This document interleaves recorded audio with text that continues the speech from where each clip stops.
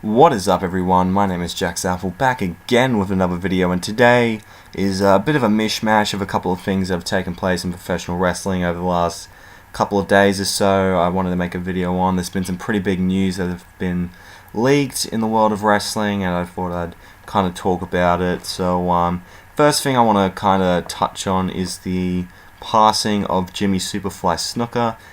He passed away Monday or Sunday or something like that.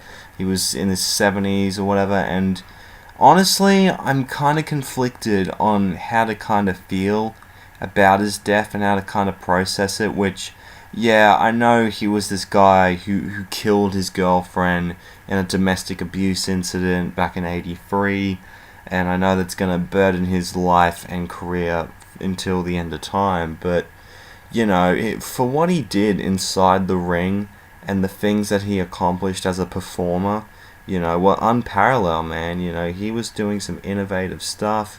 You know, he was, he was innovating that high-flying style in the WWE in the 80s, you know, that hadn't really been seen that prominently before, you know. I remember the match he had with Bob Backlund inside of the cage, you know. Jimmy Snuka, he was one of my very early memories of professional wrestling, and yeah, he had a cage match with Bob Backlund, and he climbed on top of the cage and he went for the big dive off of it, but he completely missed, and Backlund ended up getting the win. But then, you know, he started to get really popular despite him being a heel, and it was one of the first instances in wrestling where the heel started to get cheered because he was so innovative, and you know, he was flying all over the place, and that the fans couldn't help but to cheer for him. So the WWE decided, well, fuck it, we'll just turn him face, and that's what they did. And then he had a match against Don Morocco for the Intercontinental Championship, I believe. I think the other match we had Backlund was for the WWF title, but I do know, I think it was for the Intercontinental title, may not, may have just been a normal match, but yeah, Jimmy Snuka, he lost the match with Don Morocco. He retained the belt, but then Snuka brought in Morocco back into the ring, and he climbed on top of the cage, and he did the infamous, you know, Superfly perched 15 feet high, which is something that has been burnt in my brain for years and years and years. And then he jumps off the cage and lands right onto Morocco. It was an incredible moment. It's probably one of my favorite moments in wrestling history, him diving off the cage and landing on Morocco. So yeah, that was a great moment in wrestling and steel cage matches and all that kind of stuff. And you know, he was around during the 80s era and all that, and he wrestled in AWA for a bit, and he was one of the first people to start wrestling for Eastern Championship Wrestling, which would later turn into ECW in the mid-90s, so he was kind of the starter for that. And after that, he didn't really do much. He would show up every now and then for WWE and all that, but nothing super permanent or whatever. But yeah, as a performer, I'll always love Jimmy Superfly Snuka, but for what he did to his girlfriend in '83, that's unforgivable. You know what he did. It was pretty disgusting what he did to that poor girl, and hopefully the family of that girl ends up getting some closure to all this, knowing that he's passed on. But to the family of Jimmy Snuka, you know, Tamina and all that stuff, I hope they're doing okay and they're pulling through, because, you know, it's a pretty sad day for them. So yeah, rest in peace to the Superfly. So another thing I want to talk about is the WWE UK Championship Tournament that took place this weekend, and I thought it was an awesome tournament. He had 16 dudes, kind of similar to the Cruiserweight Classic, except these are all from the UK area, and I really enjoyed it. And it ended up with Tyler Bate, 19 years old. He's 1 year older than me, for God's sake, and he ends up winning the UK Championship in the finals against Pete Dunne, the Bruiserweight, who, you know, just seeing the promo packages and how he was built up during this tournament, he may be one of my favorite heels right now. So when they bring in this, you know, UK show, I cannot wait to see what Pete Dunne can bring to that show, because the whole Bruiserweight thing, I think, is great. You know, he's kind of like, you know, he's so aggressive, and you know, he'll do whatever it takes to win. You know, he will hurt you. He will legitimately hurt you if that means he gets a shot at that championship. And that's what he did throughout that entire tournament, you know. He had a match with Mark Andrews, who used to be called Mandrews, in TNA, and he ended up beating him pretty badly. And he attacked the fucking bald guy, I forgot his name, when he was wrestling him in the quarterfinals. And they had all the quarterfinal guys out there, and he went and pretty much beat up Sam Gradwell, I think his name was, like, while everyone was kind of standing there. And, you know, Regal, you know, was pretty pissed off at him for that.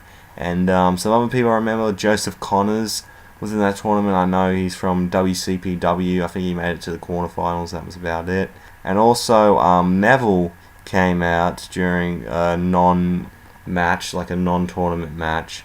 And Tommy End debuted for the WWE. It was rumored for a while that he was going to show up to WWE. He was a pretty big wrestler on the independent scene and all that. So to see him there was pretty awesome. He ended up actually losing to Neville, which, you know, I'm not even that mad about, because, you know, Neville, he's been built up as like the king of the cruiserweights in the cruiserweight division, and they kind of have to keep him strong and all that. So yeah, that's completely fine with me. Good on you, Neville. But yeah, the match between Tyler Bate and Pete Dunne for the UK Championship was absolutely great. Please go check it out. Tyler Bate just looked like a great babyface that you want to pull and cheer for, and Pete Dunne, just one of the best heels I've seen in a while, actually. He was great in that role. You wanted to legitimately boo him, honestly. But yeah, congrats to Tyler Bate becoming the first ever United Kingdom champion. That belt's going to look great on you, and I hope you do well in the future with the UK show and all that. So, and moving on to the final bit of news, it involves Kurt Angle being inducted into the WWE Hall of Fame. Yes, he's going into the Hall of Fame this year, and he more than deserves it, man. He, you know, he's been one of my favorites for God knows how long, you know. Everything from the friggin' "You suck" chants, which I thought were always funny for Kurt Angle. You know, he would get into that ring and would put on a fucking clinic in there, better than any other wrestler I know. You know, he went from winning the Olympic gold medal at the 1996 Olympics with a broken freaking neck, as he always tells us, and then he debuted at Survivor Series 1999, I believe.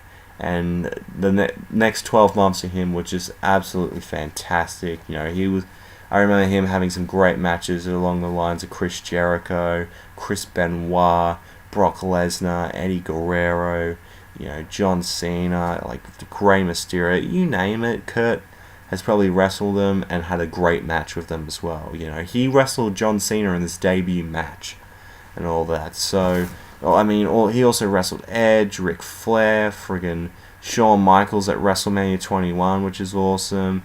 Randy Orton, you know, he's wrestled everyone, man.